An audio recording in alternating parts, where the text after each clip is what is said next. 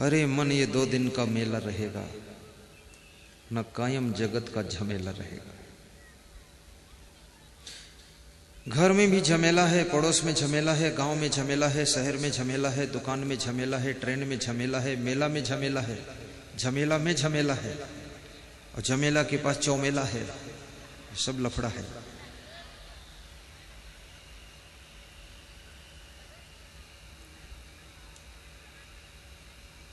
कभी पत्नी को खुश कर लोगे तो बेटा नाराज होकर बैठ जाएगा, बेटे का झमेला शुरू हो गया। बेटा को खुश कर पाओगे तो भाई साहब मुंह फुलाकर बैठ जाएंगे।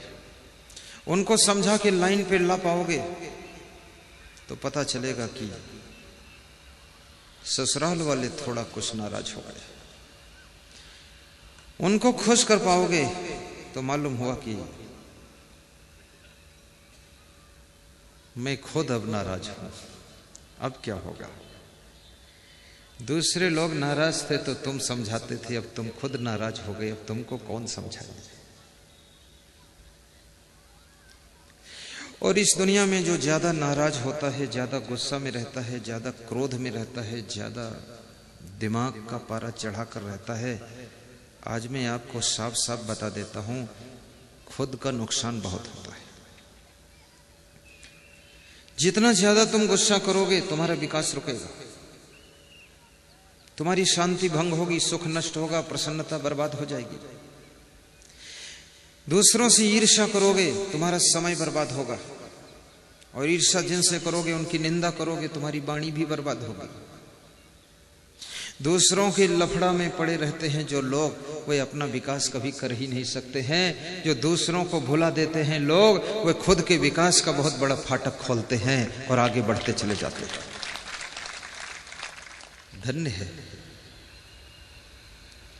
ये संसार, तो प्रतिकूल ही है। कांटों में गुलाब बन करके मुस्कुराइए, चिंता छोड़ो, सुख से जियो। धन की हानि हो जाए ये बहुत बड़ी हानि नहीं है। आपकी सोने की चैन खो जाए कुछ भी नहीं खोया है, अच्छा हुआ खो गया। खाम खान लादे घूम रहे थे गले में, क्या फायदा था। दूसरा ले गया, बेच करके कुछ सामान खरीद लेगा। लेकिन ज्यादा दुख लगेगा तो मंत्र मारूंगा, वापस मिल जाएगी। सोने की चैन खो जाए तो भी चिंता की बात नहीं, धन खो जाए दुख की बात नहीं। लेकिन आपकी प्रसन्नता खो जाए, आपका सुख खो जाए, आपकी शांति खो जाए तो समझ ले बहुत बड़ा घाटे का सौदा आपने कर लिया।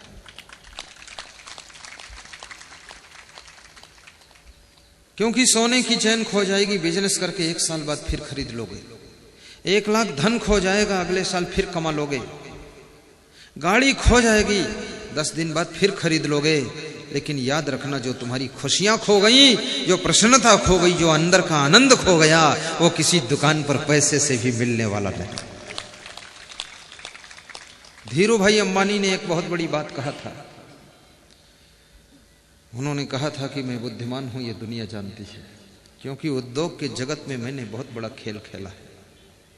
परंतु मेरे से भी एक बहुत बड़ी भूल हुई है कि बिजनेस को तो मैंने चमका दिया है, पर अपने स्वास्थ्य को खो दिया है। और इस स्वास्थ्य को ऐसा खोया हूं कि जो बिजनेस में इतना धन कमाया हूं, अरबों खरबों, वो सब धन दे दूं फिर भी ये स्वास्थ्य वापस नहीं लौट सकता है। अगर इस स्वास्थ्य का भी ध्यान रखता और थोड़ा कम धन कमा पाता तो भी मैं सुख एहसास करता। इसलिए अपने स्वास्थ्य का भी ध्यान रखना। राजनीति में काम करने वाले लोगों से मैं जरूर निवेदन करता हूं कि कृपया व्यायाम शुरू कीजिए, क्योंकि राजनीति एक टेंशन का बहुत बड़ा मार्ग है।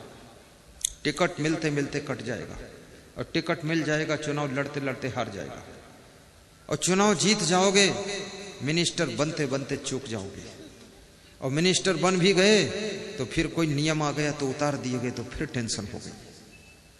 बहुत लफड़ा है इसमें। इसलिए जो लोग राजनीति में सेवा करते हैं, आज उनसे मैं सलाह के रूप में बता रहा हूं, घड़ी में देख करके आधे घंटे अपनी छत के ऊपर दौड़िए, तेज चाल में चलिए। फ्रेश होने के बाद आधा घंटे, क्योंकि आपके पास टाइम ज्यादा नहीं कि घंटों इधर उधर करो। और अपने कमरे के अंदर आकर के 45 मिनट तक जबरदस्त योगा कीजिए, कठोर योगा कीजिए, पसीना निकाल दीजिए, उछल कूद कर दीजिए, बिल्कुल पहलवान बनिए, जादूगर बनिए।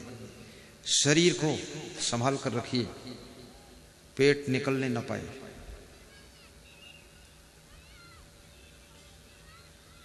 योगा करने से नींद भी अच्छी आएगी, भूख अच्छी लगेगी। और बिजनेस करने वालों से एक प्रार्थना मैं करूंगा, बिजनेस भी बहुत टेंशन का मार्ग है। बिजनेस करने वाले कृपया वो भी ये काम करें।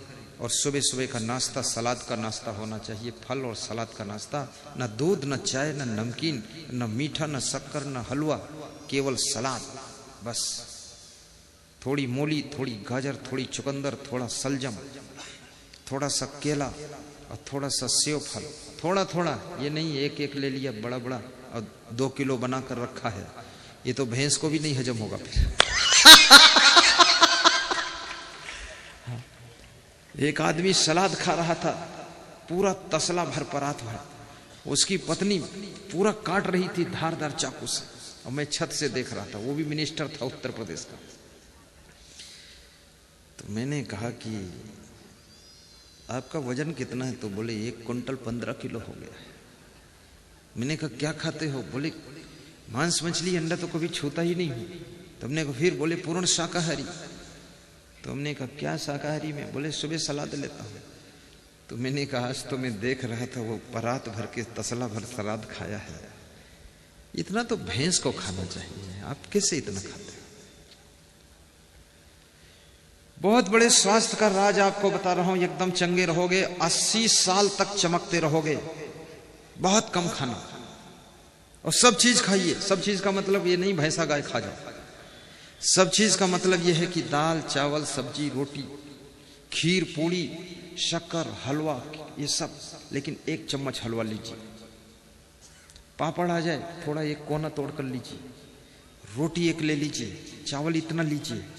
कितने लोग आधा किलो चावल खाते हैं। अरे राम राम। बहुत कम, बहुत कम। फिर तुम जो पढ़ोगे 10 साल तक नहीं भूलेगा। हरदीप सिंह डग, दमादम मस्त कलंदर, हरदीप का पहला नंबर। हाँ, भूलने वाला नहीं है। स्मरण शक्ति हाई स्ट्रांग रहेगी। और 1 चम्मच देसी गाय का घी जरूर लीजिए। 1 चम्मच, छोटा चम्मच, बड़ा चम्मच नहीं। वो दिमाग को इंजेक्शन देगा जा करके। और 2 बादाम शाम को भिगा दीजिए, सुबह छिलका उतार दीजिए और सुबह बादाम खा करके तब परिक्रमा कीजिए। फिर देखिए आप स्ट्रांग कितना रहोगे, हंसते रहोगे। लोग कहेंगे क्या खजाना मिला है। तो बता, गुरुदेव तुम्हारी जय जय हो, गुरुदेव तुम्हारी जय जय हो, भगवान तुम्हारी जय जय हो, भगवान तुम्हारी जय जय हो, हे नाथ तुम्हारी जय जय हो, हे नाथ तुम्हारी जय जय हो। एक बार जो दर्शन पाता है, एक बार जो दर्शन पाता है, वह आप ही का हो जाता है, वह आप ही का हो जाता है। क्या गुप्त तुम्हारी प्रीति है, क्या गुप्त तुम्हारी प्रीति है, गुरुदेव तुम्हारी जय जय हो, गुरुदेव तुम्हारी जय जय हो, भगवान तुम्हारी जय जय हो, भगवान तुम्हारी जय जय हो। बोलो सद्गुरु भगवान की जय। ध्यान एकाग्र करो।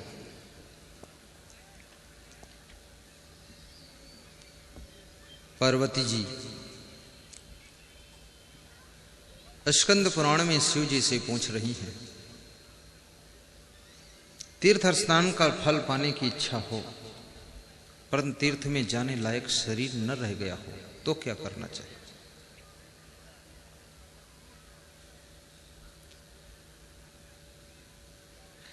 शिव जी कहते हैं, पार्वती, सर्व तीर्थम अवगाहस्य संप्राप्नोति फलम नरः। सब तीर्थों में स्नान करने का फल उनको प्राप्त हो जाता है जो लोग वैराग्यवान ब्रह्मचारी जितेंद्री सदगुरु के चरणों का चरणामृत एक बूंद पान करते हैं, शेष चरणामृत अपने सिर पर धारण करते हैं, उनको सब तीर्थों में स्नान करने का फल घर बैठे प्राप्त होता है।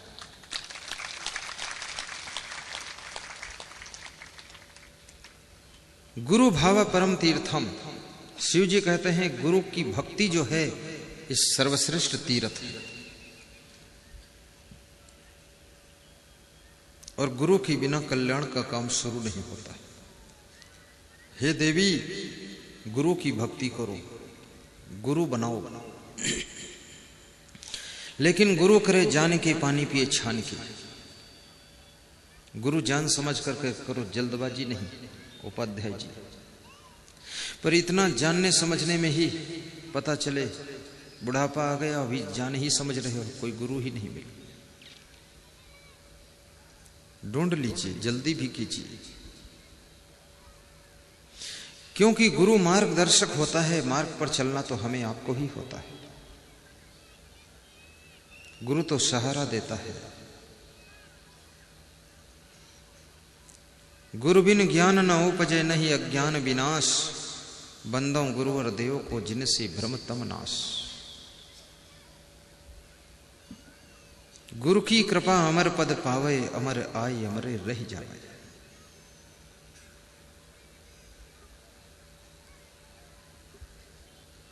तो मैं आपको एक प्रसंग लेकर चला था कि महात्मा विदुर धृतराष्ट्र से भेंट कर रहे हैं,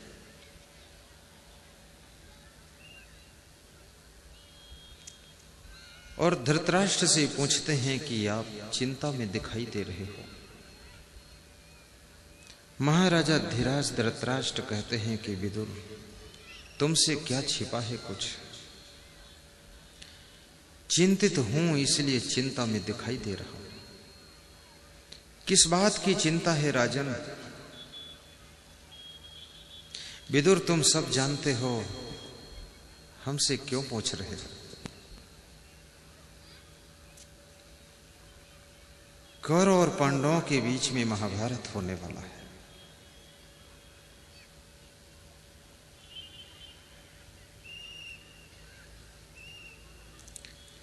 चिंता सता रही है, और मैं पूछना चाहता हूं आपसे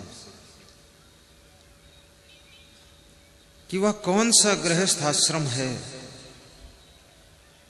जिसमें सदैव सुख निवास करता है? विदुर जी कहते हैं कि राजन, जिस गृहस्थ के घर में 6 बातें होती है, उसके घर में हमेशा सुख रहता है। यहां पर गृहस्थ लोग ज्यादा बैठे हैं, कृपया ध्यान से सुनिएगा, बहुत बड़ा मंत्र बोलने जा रहा हूं। ये महाभारत के समय का संदेश है। अर्थगमो नित्यम रोगिता च प्रिया च भार्य प्रिवादनी च वश्य पुत्रो अर्थकरी च विद्या खट जीव लोक से सुखानी राजन। अनर्थकम विप्रवासम गृहेभ्य पापई संधि पर धाराभिमर्शम अस्तन्यम पैसुनम मद्यपानम ना सेवते यश सुखी सदैव। विदुर जी कहते हैं कि जिसके घर में 6 चीजें होती हैं, उसके घर में सदैव सुख रहता है। नंबर 1, अर्थगमो नित्यम। जिसके घर में आर्थिक आमदनी के स्रोत नित्य खुले हुए हैं, नित्य आर्थिक स्रोत है, इनकम सोर्स डेली है, उस गृहस्थ के घर में सुख रहता है। और इनकम सोर्स उन्हीं के घर में डेली हो सकता है जो लोग उद्योगी होते हैं, जो लोग आलसी नहीं होते हैं, कर्मयोगी होते हैं, पुरुषार्थी होते हैं, जो लोग खाली बैठना पसंद नहीं करते हैं, जो आलस्य का आदर नहीं करते हैं, पुरुषार्थ का आदर करते हैं, सही प्लानिंग बना करके, सही डिसीजन लेकर के, कठोर श्रम करके विषम परिस्थितियों से नहीं घबराते हैं, ऐसे लोग डेली इनकम सोर्स का मार्ग खोलते हैं और अपने घर में सुख का कदम उठाते हैं। दूसरों को धनवान देख करके जलन मत कीजिए, दूसरों के यहां चोरी करने का इरादा मत कीजिए। धनवान से सीखिए कि ये व्यक्ति धनवान कैसे बना है, आप भी उन कलाओं का प्रयोग कीजिए, आप भी एक दिन बहुत अच्छे धनवान बन जाओगे।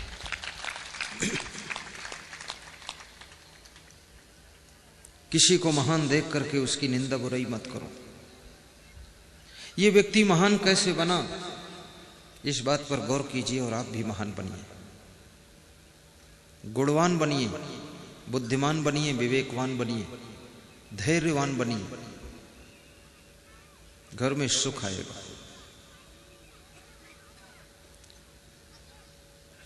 धर्म के नाम पर दान भी दीजिए, लेकिन फिजूल खर्ची के नाम पर एक फूटी कौड़ी मत खर्च कीजिए।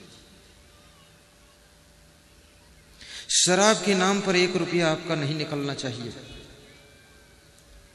लेकिन सत्संग के नाम पर 1 लाख भी निकल जाना चाहिए। आपका धन धर्म के प्रचार में लगना चाहिए। और धन की 3 गतियां होती हैं, भोग, रोग और नाश। धन को भोग में लगाओगे तो ये धन तुमको भ्रष्ट कर देगा, और भोग में भी नहीं लगाया और ये धन तुमने धर्म में भी यदि नहीं लगाया तो फिर ये धन तुम्हारे रोग पैदा करेगा, फिर रोग में खर्च होगा। आला माला भाला, या तो धन आला वालों के पास जाता है, यानी डॉक्टर लोग आला लगाते ना, उनके पास जाएगा, बीमारी में चला जाएगा। या भाला वालों के पास जाएगा, चोर डाकू तुम्हारे भाला मार कर भोंक करके ले लेंगे जबरदस्ती। और या तो माला वाले यानी साधु संतों के पास जाएगा तो धर्म में लग जाएगा और तुम्हारा कल्याण भी हो जाएगा। साधु संतों को देने का अर्थ ये नहीं है सत्संग कराइए, साधु संतों की सेवा के लिए कुछ दक्षिणा दे दीजिए, उनका काम चल जाएगा, और बाकी जनता के लिए धन खर्च कर दीजिए। और आपका धन अगर धर्म की रक्षा में लगता है तो आपका धन कमाना भी सार्थक है।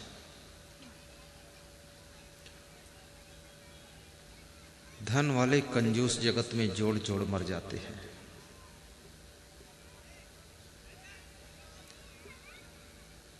अर्थागमो नित्यम अरोगिता च। और दूसरी चीज जिस गृहस्थ के घर में होती है उनको सुख मिलता है। वो कौन सी चीज है? जिनके घर में निरोग्यता है, बीमारियां नहीं। और बीमारियों से बचने का बहुत अच्छा फार्मूला आपको मैं बता रहा हूं। सबसे पहले अपनी भावना को पवित्र रखिए। अगर भावना आपकी अच्छी है तो आपका मन प्रसन्न रहेगा, और मन प्रसन्न रहेगा तो शरीर आपका 80% स्वस्थ रहेगा। भावना ठीक करो।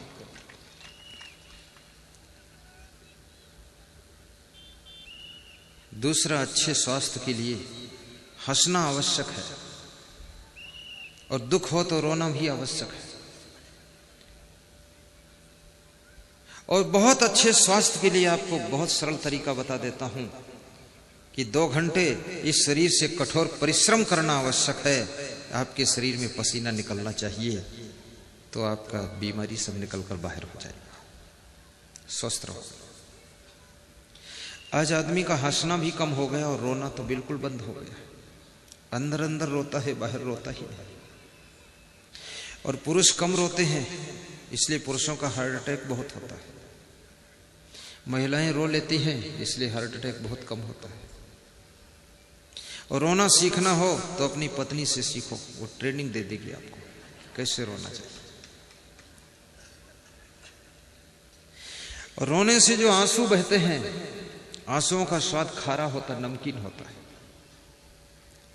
ये अंदर का खारा केमिकल निकलकर आंसुओं के माध्यम से बाहर हो जाता है, जो कि हार्ट को बहुत नुकसान पहुंचाता है और रोने से ही निकलकर बाहर होता है। इसलिए कृपया महीने में कम से कम 1-2 बार रोना भी चाहिए। और हंसना तो दिन भर में 5 बार हंसो जरूर।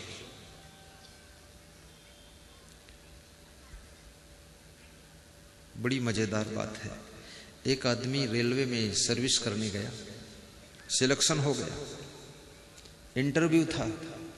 तो रेलवे के अफसर ने पूछा कि तुम रेलवे लाइन के पास में सुबह सुबह खड़े हो और पटरी उखड़ गई है और एक्सप्रेस ट्रेन आने वाली, तो क्या करोगे? तो उसने कहा लाल झंडी दिखा दूंगा। बोले लाल झंडी माना कि उस समय तुम्हारे पास नहीं है तो? बोले कोई लाल कपड़ा तुरंत लेकर दिखा दूंगा। बोले लाल कपड़ा भी उस समय माना नहीं है तो? तो उसने कहा कि तो फिर मैं दौड़कर अपने घर जाऊंगा।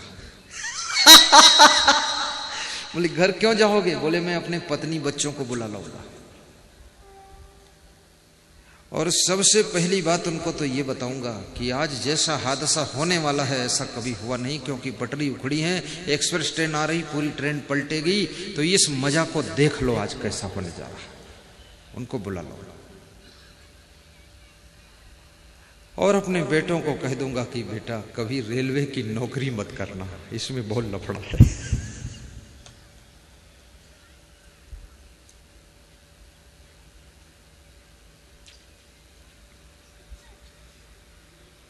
जहाज में सर्विस करने के लिए जल जहाज, जो समुद्री जहाज होते हैं, बड़ी मजेदार कथा है।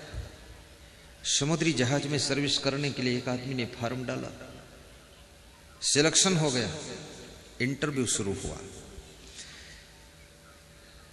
तो इंटरव्यू लेने वाला अफसर पूछता है कि जहाज समुद्र के पानी में चल रहा है, जोर से तूफान आने वाला है, तो तुम क्या करोगे? तो उसने कहा फिर मैं एक लंगर डाल दूंगा। बोले बहुत जोर से तूफान आने वाला है, तो बोले तो दूसरा लंगर डाल दूंगा। बोले इतना जोर से कभी तूफान आया नहीं है, उतने जोर से तूफान आने वाला है, जहाज उलट पुलट हो जाएगा, तो बोले तीसरा लंगर डाल दूंगा। अरे बोले तू मेरी बात को सुन, ऐसा तूफान आ रहा जो जिंदगी में दुनिया में कभी भी कहीं आया नहीं है, सारा समुद्र उथल पुथल हो जाएगा, तब तो क्या करे? बोले चौथा लंगर डाल दूंगा। तो इंटरव्यू लेने वाले अफसर ने कहा कि इतने लंगर तू कहां से लाएगा? बोले जहां से तुम इतने तूफान लाओगे वहीं से इतने लंगर ले आऊंगा। बोले तूफान भी तेरी कल्पना है और लंगर भी मेरी कल्पना है।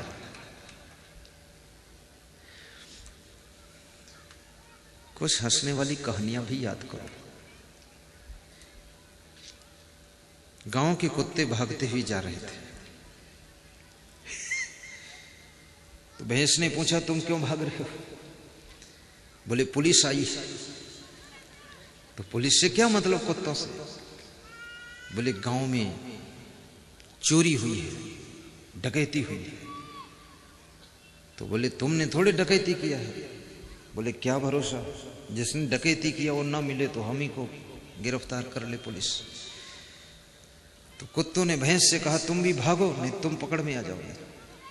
तो भैंस भी भागी, भागते भागते जंगल गए, जंगली जानवर मिले। क्यों? भैंस से पूछा क्यों भाग रहे हो? बोले पीछे पुलिस आ रही, दौड़ा रही है, अरेस्ट कर ले। तो जंगली जानवरों ने कहा कि पुलिस भैंस को थोड़ी अरेस्ट करती है, वो तो जो चोरी डकैती करता उसको अरेस्ट करती। तो भैंस ने कहा चोर डाकू नहीं मिलेंगे तो किसी को तो दिखाना पड़ेगा, तो मेरे को ही अरेस्ट करके चालान कर देगी। तो बोले फर्क क्या पड़ेगा, छूट जाओगे।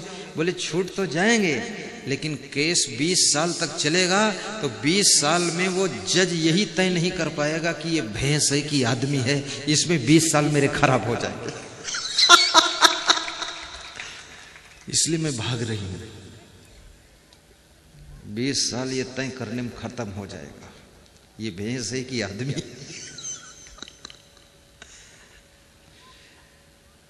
मुस्कुराते रहो गुनगुनाते रहो, वक्त जीवन का यूं ही निकल जाएगा, वक्त जीवन का यूं ही निकल जाएगा। मुस्कुराते रहो गुनगुनाते रहो। अच्छा स्वास्थ्य ये बहुत बड़ी चाबी है, गौर करना। कोई उबना डूबना मत। हम अपने समय पर राइट बंद कर देंगे, निकलने की कोशिश मत करना, जमे रहना। जैसे बर्फी जमती है ऐसे जम जाओ। सोचना मत कि घर जाना है, टाइम से पहले घर जाओगे घर ही गायब हो जाएगा आपका। ध्यान दो, नित्यम रोगिताचा। चिंता करने से स्वास्थ्य बहुत खराब होता है, इसलिए टेंशन मुक्त प्रबंधन करना सीखो। जिंदगी में हार हो या जीत हो, हानि हो या लाभ हो, मिलन हो वियोग हो, लेकिन जरा अपने आप को भी समझाइए और गम खाइए, संतोष कीजिए और समता सुमत से रहिए।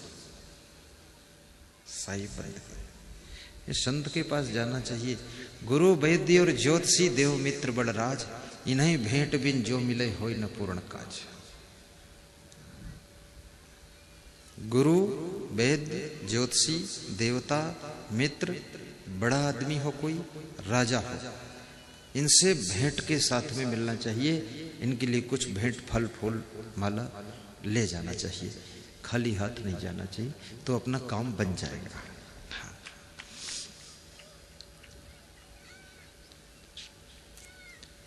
नित्यम अरोगिता च प्रिय च भार्या।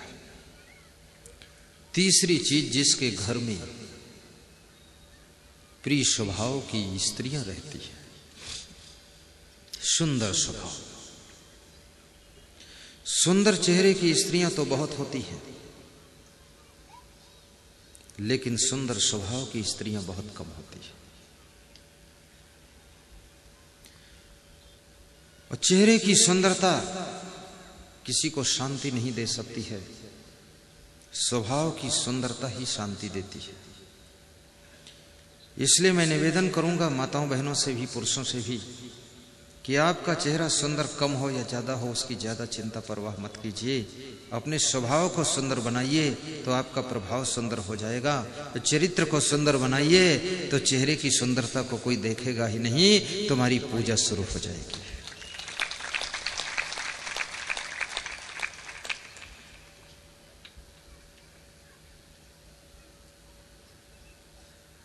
शरीर की सुंदरता पर समय मत गंवाइए, अधिक पैसे भी ज्यादा मत खर्च कीजिए। एक स्त्री ने बालों की सेटिंग अमेरिका में जाकर करवाया तो 4 लाख रुपए का खर्च आया। अभी उस स्त्री ने विवाह नहीं किया है, राजनीति में काम करती है और कहती है पूरा जनता के लिए समर्पित हूं। अरे उसको कहना चाहिए बालों के लिए समर्पित हूं।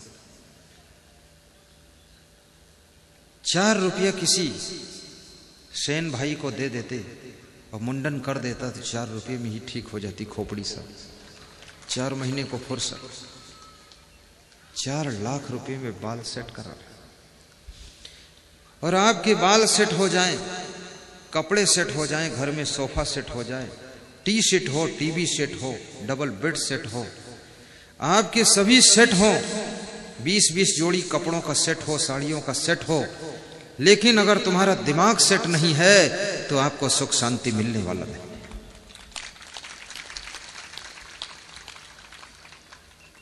बाल सेट कराना है तो ब्यूटी पार्लर की दुकान में चले जाइए। सोफा सेट लाना है तो सामगढ़ की मार्केट में चले जाइए। डबल बेड सेट लेना है तो कारपेंटर के यहां चले जाइए। लेकिन जिंदगी को सेट करना है तो चांदखेड़ी के सत्संग में चले आइए, जिंदगी सेट हो।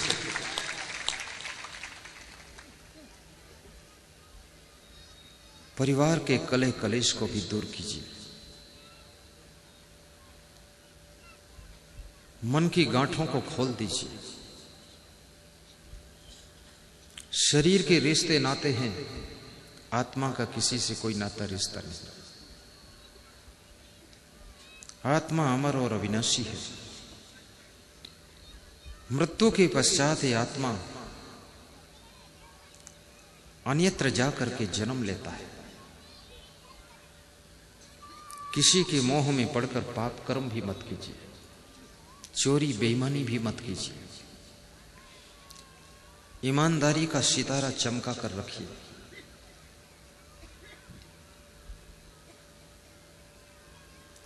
जहां रहो वहां निर्मल और निराले बनकर रहो। किसी के यहां नौकरी करो, दुकान में जिंदगी निकाल दो। मालिक को कहना न पड़े कि तुम नौकरी छोड़कर यहां से चले जाओ। वफादारी से काम कीजिए। मैं बरेली में गया था, श्री दया शंकर वर्मा स्वर्णकार, उन्होंने सत्संग करवाया था। बरेली मंडल है उत्तर प्रदेश में। तो एक पधरौनी में लेकर के गए किसी सेठ जी के यहां। तो वे इतने बड़े सेठ जी हैं कि पूरी ट्रेन सीमेंट की उतरती है उनके यहां, पूरी ट्रेन। तो उनके यहां एक नौकर काम करता था। तो उन्होंने मेरे पैर छुए, माला पहनाया, एक माला उस नौकर को पहनाया जाकर। तो मैंने कहा ये कौन है? बोले चाचा जी हमारे। तो हमने कहा चाचा है? तो उसने कहा मैं इनका चाचा नहीं हूं, लेकिन इन्होंने चाचा बना लिया है। मेरे पिताजी भी यही नौकरी करते थे और मैं भी यही नौकरी करता हूं। मेरे घर का सारा खर्चा अपने घर जैसा ये देते हैं और मैं इनके घर का सदस्य हो गया हूं। वफादारी और ईमानदारी के कारण मैं इनका चाचा बन गया। वो नौकर कितना महान है जो चाचा की पदवी पा गया है।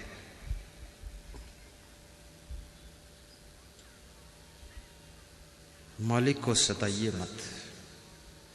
नौकर को भी अपने परिवार का एक मेंबर समझ लीजिए। जिम्मेदारी से कार्य कीजिए। प्रिया च भार्या, जिस घर में लाड़ी बन करके जाओ,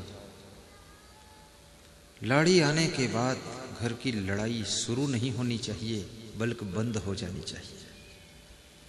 अभी बहुत बड़ा रिसर्च हुआ है कि जितने बूढ़े माता पिता वृद्धाश्रम में छोड़े जाते हैं, ये जितने बूढ़े माता पिता से बेटे अलग हो जाते हैं, वो लाड़ी के आने के बाद ही अलग होते हैं। जब तक लाड़ी नहीं आती है तब तक वो बेटे माता पिता के साथ रहते हैं। ये लाड़ी कौन सा इंजेक्शन लेकर आती है जो माता पिता को फट से छलांग लगा देती है। इसलिए मैं निवेदन करूंगा कि बेटियों को अच्छे संस्कार देने की बहुत बड़ी आवश्यकता है।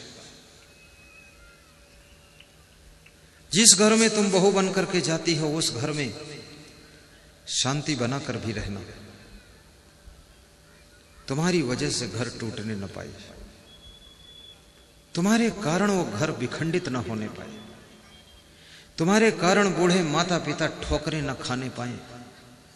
और बूढ़े माता पिता, बूढ़े सास ससुर को क्या चाहिए? धन नहीं चाहिए, वैभव नहीं चाहिए, अब कोई मान सम्मान नहीं चाहिए, उनको केवल तुम्हारा प्रेम चाहिए। बस वे खुश रहेंगे और उनका आशीर्वाद मिलेगा। और बड़ी फायदे की बात है, जो बुद्धिमान लाड़ी होती है अपने सास ससुर का बहुत आदर करती है, क्योंकि सास ससुर बिना वेतन के द्वारपाल होते हैं। 24 घंटे द्वार पर ड्यूटी देते हैं, बैठे रहते हैं, वेतन लेते नहीं है, पुराने कपड़े भी पहने रहते हैं और सब निगरानी करते हैं, सामान बचाते हैं। घर में कोई गलत आदमी घुस नहीं सकता है। बिना वेतन के द्वारपाल हैं तुम्हारे सास ससुर माता पिता, उनको संभाल कर रखना। उनकी वजह से तुम्हारे घर की रक्षा है, घर की शोभा है। उत्तर प्रदेश में एक परंपरा है कि जब किसी के माता पिता की मृत्यु होती है तो बैतरणी नदी पार कराने के लिए एक बछिया दान देते हैं, कोई पंडित जी को बुलाकर। और बछिया इतनी होशियारी से दान करते हैं कि बछिया इतनी कमजोर है, 200 रुपये की बछिया, जिसकी गर्दन डिग डिग डिग डिग हिलती है। बछिया को दिखाई भी नहीं पड़ता है किधर जाना है। और वो बछिया पंडित जी को दान देते हैं और उसी बछिया की पूंछ पकड़ करके उनके पिताजी बैतरणी नदी पार करते हैं। और बछिया इतनी कमजोर है कि बछिया की पूंछ टूट करके बाप के हाथ में रह जाती है। बछिया तो पार हो जाती है, बाप बीच धार में डूब जाता है। अरे लोभ की बैतरणी नदी से पार होना है, गाय दान भी देना है तो अच्छी गाय दान कीजिए। ये मरी मराई बछिया दान देते हो, पंडित जी के माथे मढ़ देते हो। और फिर अब जमाना बदल चुका है, बछिया के बजाय मोटरसाइकिल दान दे दो तो जल्दी पार हो जाएंगे बाप तुम्हारे। पुरानी परंपरा छोड़ो। युग परिवर्तन के दृष्टिकोण से दान भी परिवर्तन करना पड़ेगा। और दान करने से बैतरणी नदी कौन है? क्रोधा वैवस्तो राजा तृष्णा बैतरणी नदी। लोभ ही बैतरणी नदी है। और लोभ की बैतरणी नदी से पार होने के लिए दान के जहाज पर बैठना पड़ेगा, तब लोभ की नदी से तुम पार हो जाओ। इसलिए आपके मरने के बाद आपके बेटे बहू दान करें, उसके इंतजार में मत रहिए। अपनी जिंदगी में अपने हाथों से ही दान पुण्य कर लीजिए, भंडारा कर दीजिए, अन्नदान कीजिए, वस्त्र दान कीजिए। अभी सर्दी आने वाली है, 10-10 कंबल लेकर के दान कर दो। गेहूं की बोनी चल रही है, 4 महीने बाद गेहूं पककर आने वाला है। जहां पर भंडारे चल रहे हो वहां जाकर के आधा कुंटल गेहूं दान कर दो। जहां पर तीर्थ यात्री आ रहे हैं, महाकालेश्वर की पावन धरा पर, उज्जैन में बहुत से मंदिर हैं, आश्रम हैं, वहां जिन जिन मंदिरों में भंडारे चलते हैं वहां जाकर दान दे दो कि मेरी तरफ से भी 50 किलो गेहूं का आटा बनाकर भंडारा कर देना। लोभ को मारने वाला केवल दान है, और दान देते ही लोभ की मृत्यु होती है। आप बैतरणी नदी से जीते जी पार हो जाते हो, मरने के बाद पूरे उनको बाकी नहीं रह जाता है, तुरंत पार हो गए।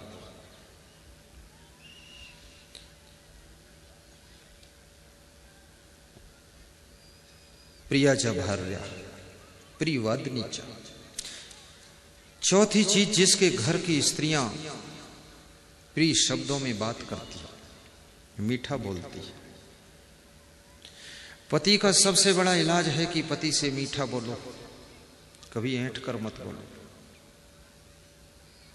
एक पति कह रहा था कि मेरी पत्नी आंगन में इतनी सुंदर लगती है, द्वार पर कितनी सुंदर लगती है, अब मार्केट में ले जाओ तो बहुत सुंदर लगती है, अब बेडरूम में विकराल रूप धारण करती है। इतना डांटती है, इतना फटकारती है, पसीना निकल जाता है प्रभु। तो मैंने कहा मुझे क्या बताओगे, मैं तो सब इन लफड़ों से अलग हूं। निकालो पसीना। क्यों गलती करते हो, डांट लगेगी। और यदि आपकी पत्नी कभी डांटती भी है तो आप नाराज मत होना, हल्का सा दांत निकाल कर मुस्कुराते रहना कि अच्छा है, और लगाओ इंजेक्शन, और लगाओ। एक कमिश्नर की पत्नी अपने कमिश्नर को डांट रही थी। वो मेरे साथ में नाश्ता कर रहे थे, मेरे सामने डांट रही थी, क्योंकि ज्यादा परिचय हो जाता तो शर्म नहीं लगती फिर लोग। तो कमिश्नर ऐसे तिरछा मुंह करके मुस्कुरा रहे थे। तो मैंने कहा कुछ बोले नहीं आप? बोले मुस्कुराने का वक्त है, बोलने का वक्त नहीं। बोले बस प्रोग्रामों में जाता हूं, वहां बोलता हूं माइक में। ये घर घर में श्रोता बनना चाहिए। हर पति को अपने घर में श्रोता बन जाना चाहिए। बिल्कुल ध्यान लगाकर सुनो। क्या आवाज आ रही है, आकाशवाणी के शब्द हैं। गौर से सुनते जाओ और तुरंत बोल दो, समझ में आ गया, सब समझ में आ गया। अगर ऐसा नहीं बोले तो फिर 1 घंटे और सुनना पड़ेगा। हाँ, कह दो सब समझ गए। और जो पति लोग चाहते हैं कि मेरी पत्नी अच्छी सेवा करे, अच्छे तरीके से घर में रहे, उनके लिए एक फार्मूला बता देता हूँ। अपनी पत्नी की प्रशंसा कभी मत करना, कभी मत करना। और अपनी माँ की प्रशंसा अपनी पत्नी के सामने कभी मत करना, कभी मत करना। लेकिन अपनी पत्नी के सामने पत्नी के माता पिता की प्रशंसा जरूर करना। कहना तेरे माता पिता बहुत धन्य है। फिर देखना गरम चाय मिलेगी आपको। और ऐसा नहीं कर पाए तो चाय तो गरम नहीं मिलेगी, लेकिन पत्नी खुद ही गरम मिलेगी आपको। हाँ। और जो स्त्रियां चाहती हैं कि हमारा पति हमसे खुश रहे, आज उनको भी एक फार्मूला बता देता हूं। आपका पति आपके बस में रहेगा। पति को सुलाकर सोना और उनसे 5 मिनट पहले जाग जाना और अपने पति से कभी बात न लड़ाना और ये कहना कि मेरी किस्मत थी जो तुम जैसा पति मिला है। विश्व की सभी नारियों को तुम जैसा ही पति मिले। धन्य हो मेरे पति देव। आपके माता पिता धन्य हैं जिन्होंने तुमको जन्म दिया और आप मेरी सेवा में अलर्ट खड़े रहते हो। मैं बलि बलि जाऊं तुम्हारे पैर छूती हूं पति देव। ऐसा बोल। और स्त्रियां बहुत सौभाग्यशाली हैं। किस मां का बेटा है, किस पिता का बेटा है और आपकी ड्यूटी में अलर्ट खड़ा रहता है। पुलिस भी फेल हो जाएगी, सैनिक भी फेल हो जाएगा, लेकिन पति कभी फेल नहीं होता है। यहां पर इतनी स्त्रियां बैठी हैं जिनका जिनका पति आया है, हर 10 मिनट में मुड़ करके अपनी पत्नी की ओर देख लेता, कहां बैठी है, सुरक्षित है। इतना वो इतना ध्यान रखता है। हाँ, सही बात है। कुछ लोग शर्माते हैं तो चुपके से देख लेते हैं, गुरुजी न जानते। एक पति अपनी पत्नी को सत्संग में छोड़ करके चला गया और 2 किलोमीटर दूर गाड़ी खड़ी करके पेड़ के नीचे बैठा था इंतजार में। 3 घंटे प्रवचन चला। पति सोच रहा था अब आएगी, अब आएगी, अब आएगी, कब आएगी, कब आएगी। 1 घंटा हो गया, 2 घंटा हो गया, 3 घंटा हो गया। महाराज भी ऐसा है, कथा बंद भी नहीं करता है, पत्नी कब आएगी, ऐसा सोच रहा था। वो स्त्री बार बार अपने पति से कहती थी तुम भी कथा में बैठ जाओ, तुम्हारा भी कल्याण हो जाए, तुम्हारी आत्मा का भी कल्याण हो जाए। पर पति कहता था मैं सत्संग में नहीं बैठूंगा। जो धर्म पत्नी होती है और पति के शरीर से संबंध नहीं बल्कि उसके आत्मा का भी कल्याण चिंता करने लग जाती है कि पति की आत्मा का भी उद्धार हो जाए, झंझट खत्म हो जाए।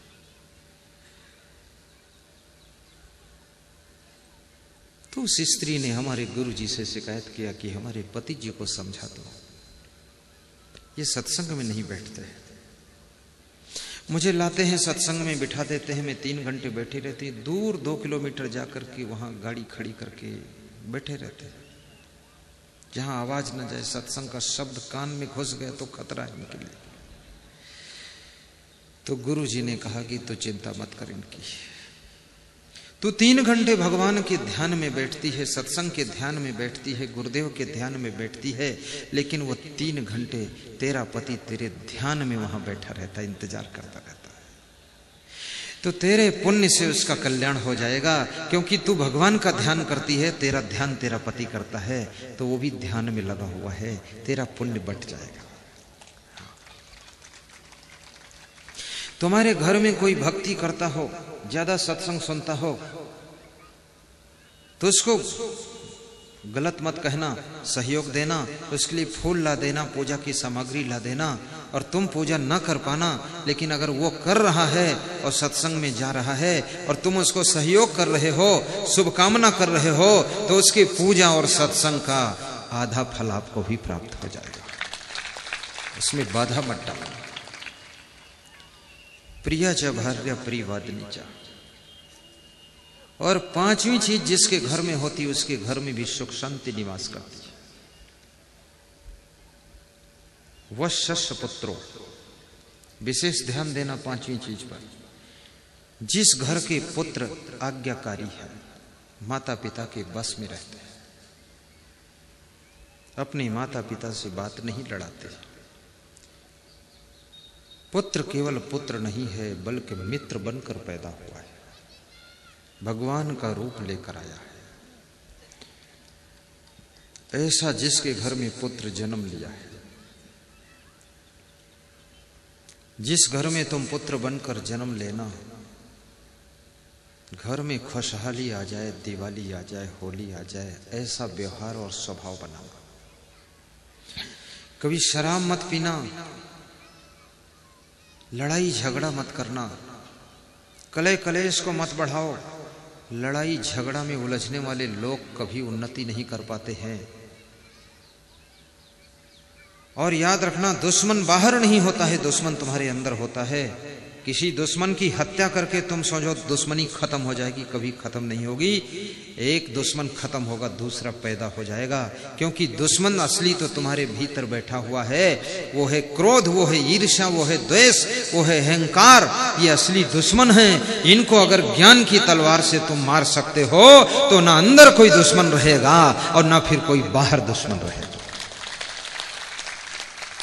अंदर के दुश्मनों को मारिए।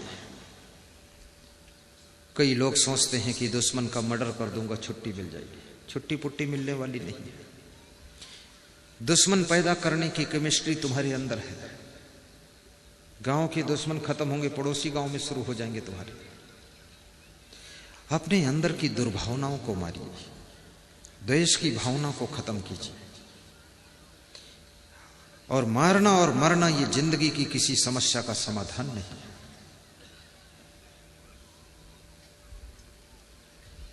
जियो और जीने दो, बढ़ो और बढ़ने दो, सुखी रहो और दूसरों को सुखी रहने दो, बसो और बसने दो। किसी गांव में कोई सज्जन मकान बनाने जा रहे थे, तो उनका प्लाट थोड़ा सा टेढ़ा था। तो पति पत्नी सलाह कर रहे थे कि ईंटा तो आ गया, सामान आ गया, लेकिन प्लाट टेढ़ा है, क्या करें। पड़ोसी पता नहीं क्या करे। जब वे नींव खोदने के लिए खड़े हुए तो पड़ोसी पति पत्नी आए, बोले आपका प्लाट टेढ़ा है, ये मेरे प्लाट में सीधा कर लीजिए। क्योंकि आप पड़ोसी बन करके रहोगे, अगर प्लाट टेढ़ा रह गया तो जिंदगी भर हमारा तुम्हारा प्रेम भी टेढ़ा रहेगा। इसलिए प्लाट को सीधा कर लो ताकि हमारा तुम्हारा प्रेम भी सीधा सरल हो जाए। जब मकान बनाने चलो तो मैं आपसे निवेदन करूंगा कि रास्ते की तरफ 1 फुट ज्यादा छोड़ दीजिए और आकाश में 20-50 फुट ज्यादा ले लीजिए। आकाश किसी के बाप का नहीं है और रास्ता सबका है, आपका भी है। 5 मंजिल बना लीजिए, क्या फर्क पड़ता है। कितने लोग मकान बनाते हैं तो सबसे पहले सड़क पर नींव खोद देते हैं और सड़क पर दीवार बना देते हैं, बाकी छत कभी डाल ही नहीं पाते।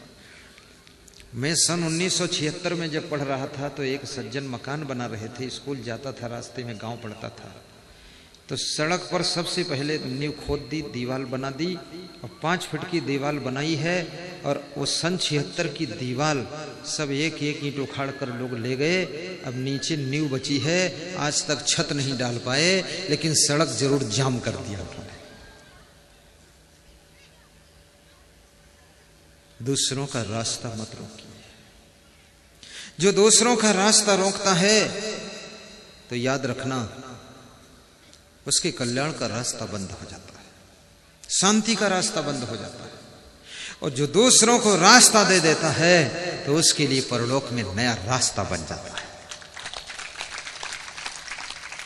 जो दूसरों का बिस्तर छीन लेता है, ये प्रकृति उसका विश्राम छीन लेती है। और जो दूसरों के लिए बिस्तर का इंतजाम कर देता है उसको बिना बिस्तर के ही विश्राम मिल जाता है, बिना बिस्तर के विश्राम मिल जाता है।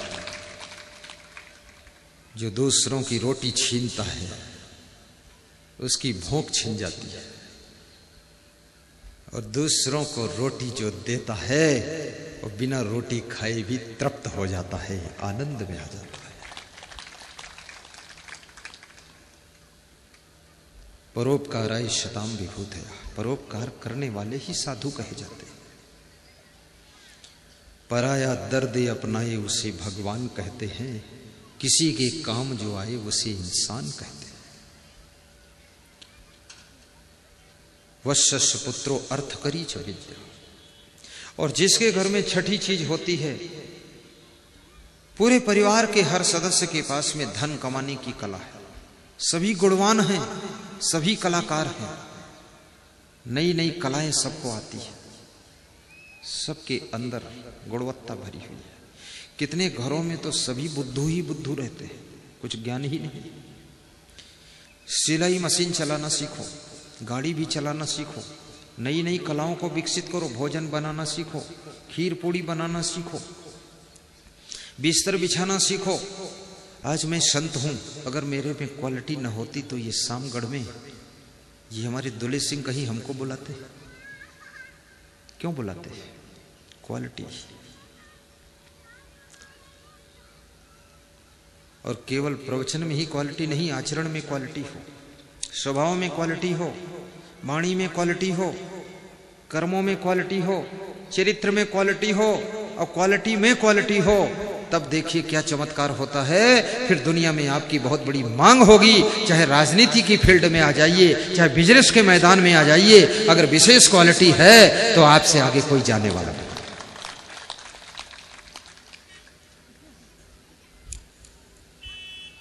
अर्थ करी च विद्या, जिसके घर की स्त्रियां भी कलाकार हैं, पुरुष भी कलाकार हैं, बच्चे भी कलाकार हैं, बूढ़े भी कलाकार हैं, सब में नई नई कलाएं हैं, ऐसे घर में सुख निवास करता है। आप अपनी कलाओं को विकसित करना, ये 6 बातों को याद रखना। और संत कबीर कहते हैं, अगर सुख चाहते हो तो आज से संकल्प ले लो कि दूसरों को सुख देंगे। शक्कर खिला शक्कर मिले, टक्कर खिला टक्कर मिले, नेकी का बदला नेक है, बदी का बदला बदी देख ले। जिन हाथों से तुम बर्फी बांटोगे और फिर हाथ चाटोगे तो आपकी अंगुलियां मीठी लगेगी, और जिन अंगुलियों से तुम मिर्चे का पाउडर बांटोगे और फिर उस मिर्चे के पाउडर की अंगुलियों को चाटोगे तो आपको कड़वाहट मिलेगी। बहुत बड़ी बात है। मैं आप सबको धन्यवाद देता हूं। जीवन को मंगलमय बनाने के लिए ये 6 बातें अपने घर में उतारना, आपका कल्याण होगा। आप सब महान हैं। सीधे बैठ जाइए, घुटनों पर हाथ रख लीजिए। संतोष और सहनशीलता की साधना करना, परस्पर प्रेम की गंगा बहाना, मेहनत करने से कभी जी मत चुराना, कर्म योगी बनकर रहना, अपनी भाग्य की रेखाओं को बदलने की ताकत तुम्हारे हाथों में है। सुंदर चरित्र बना करके रहना, बूढ़े बुजुर्ग माता पिता सास ससुर के पैर छूकर आशीर्वाद प्राप्त करना, संतों को भी प्रणाम करना, मंदिर गुरुद्वारा में जा करके बैठ करके 5 मिनट शांति से ध्यान लगाना, अपने घर में भी एक कमरा शांति के लिए अलग से बनाना, जिसमें किसी प्रकार की स्वार्थ की चर्चा न करना, प्रवचन की सीडी डीवीडी पेन ड्राइव लेकर के बहुत सुंदर क्वालिटी वाले साउंड सिस्टम को लगाकर ध्यान से प्रवचन सुनना, 1 घंटा 24 घंटे में समय निकालकर उसी कमरे में योगा करना, थोड़ा शरीर को स्वस्थ रखने के लिए व्यायाम भी करना, और व्यायाम के बाद 15 मिनट की नींद भी ले लेना, सुख से सो जाना, और अकेले बैठकर उस कमरे में बड़ा सा दर्पण लगाकर उसके सामने मुस्कुराना, खुश होना और कहना कि यह भाग्य मेरा है जो मुझे मनुष्य का जीवन मिला है। फिर कहना दूसरा भाग्य मेरा है जो सत्संग में मेरा मन लग गया है। फिर कहना मेरा सौभाग्य है जो मुझे ऐसा घर मिला है। फिर कहना कि मेरी किस्मत है जो हिंदुस्तान में मेरा जन्म हुआ है, जहां गली गली में भक्ति और सत्संग गूंजता रहता है। शांति से उस रूम में बैठना, अपने पूरे घर के कोने कोने को साफ सुथरा रखना, बिस्तर की चादरें धुल करके साफ सुथरी बिछाना, गंदे कपड़े मत पहनना, दांतों को साफ सुथरा रखना, पान बीड़ी सिगरेट मसाला मत खाना, शराब बिल्कुल मत पीना। पीना है तो सत्संग की शराब को पी लेना, एक बार पियो जिंदगी भर नशा छाया रहे। घर में गलती करने वालों को क्षमा भी करना, कभी जरूरत पड़े तो उनको डांटना भी, लेकिन डांटने के बाद फिर उनसे प्रेम करना। महीनों नाराज जैसे मत बने रहना। सुबह डांट देना तो शाम को फिर गले लगा लेना, और शाम को डांट देना तो सुबह फिर उनसे प्रेम कर लेना। और तुमको यदि कोई डांटता है तो नाराज मत होना, डांटने वाले को धन्यवाद दे देना और उनके पैर छू लेना कि मेरे लिए स्पेशल आपने मेहनत किया है, मुझको डांटा है। और डांटा उसी को जाता है जिसको अपने से ज्यादा माना जाता है, उसी को डांटा जाता है।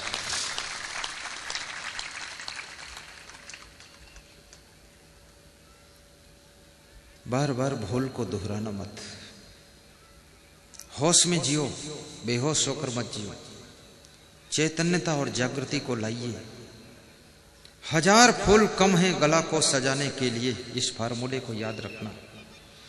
1000 फूल कम है गला को सजाने के लिए, एक भूल काफी है जिंदगी भर रुलाने के लिए, जिंदगी भर रुलाने के लिए।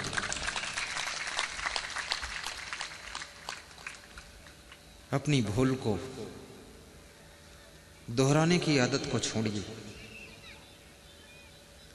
एक बार भूल हो जाए तो उसे गलती कहते हैं, और बार बार भूल हो तो उसे अपराध कहते हैं, और जिंदगी भर भूल हो तो फिर उसे महापाप कहते हैं। इसलिए भूल मत करना।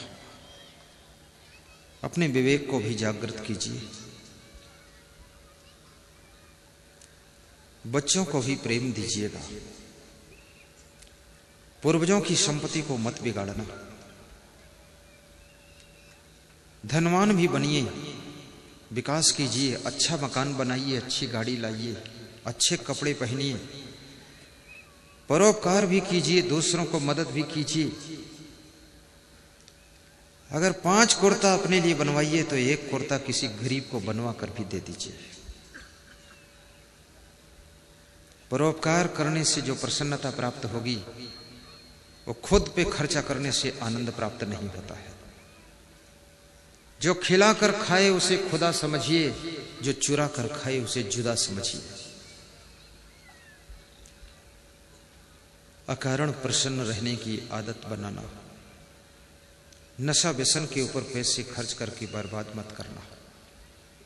आलस्य में बैठकर समय बर्बाद मत करना।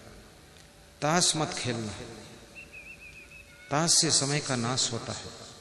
जुआ खेलने की आदत को आज से छोड़ देना।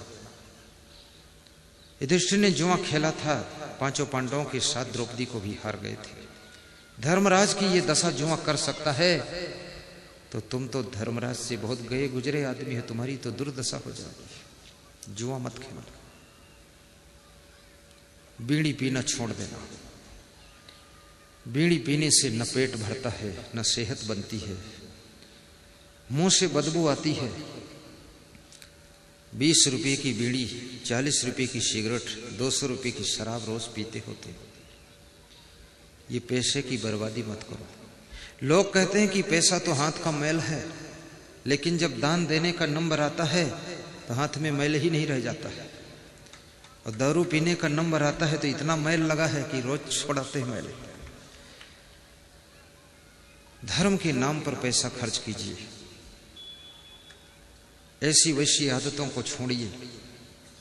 आदत जरा सुधार लो बस हो गया भजन, मन की तरंग मार लो बस हो गया भजन। दूसरों का ख्याल भी रखिए। अपने गांव, नगर, क्षेत्र, शहर में सत्संग समागम भी कराइए। सत्संग, कथा, भागवत, रामायण, गुरु ग्रंथ साहिब का पाठ, भजन, कीर्तन, संध्या, इनका सबका एक ही लक्ष्य होता है, समाज सुधार। तो जिस तरह से समाज का सुधार हो, पड़ोसियों का सुधार हो, रिश्तेदारों का सुधार हो।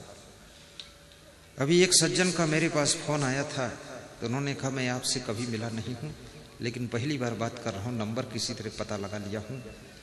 मुझे बड़ी शांति मिली, क्योंकि मेरा दामाद आपका प्रवचन सुनता है, और दामाद दारू पीता था और दारू छोड़ दिया है। अब मेरी बेटी को प्रेम से रखता है, मोटरसाइकिल से चलता था, दारू छोड़ने के 1 साल के बाद 8 लाख की गाड़ी लाया है। अब मेरी बेटी को गाड़ी में बिठा कर लाता है। बड़ा आनंद हो गया महाराज जी।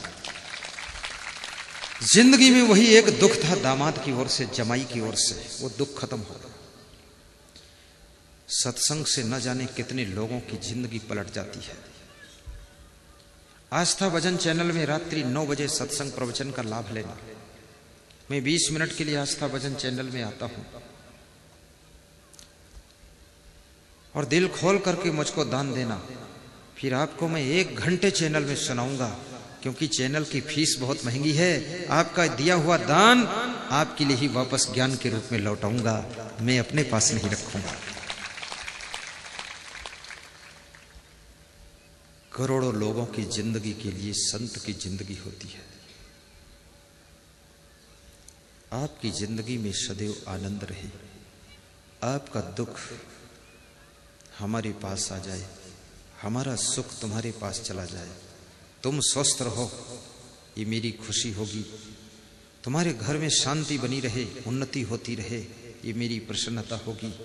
सर्वे भवन्तु सुखिनः, सर्वे सन्तु निरामया, सर्वे भद्राणि पश्यन्तु मा कश्चित् दुख भाग भवेत्। सबके लिए शुभकामना करो। आंखें बंद कीजिए, घुटनों पे हाथ रख लीजिए और सत्संग विसर्जन का मंत्र बोलिए। सर्वे भवन्तु सुखिनः, सर्वे सन्तु निरामया, सर्वे भद्राणि पश्यन्तु मा कश्चित् दुख भाग भवेत्। सुखी बसे संसार सब, दुखिया रहे न को।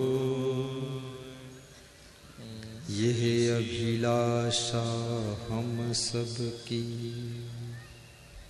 भगवन पूरी हो।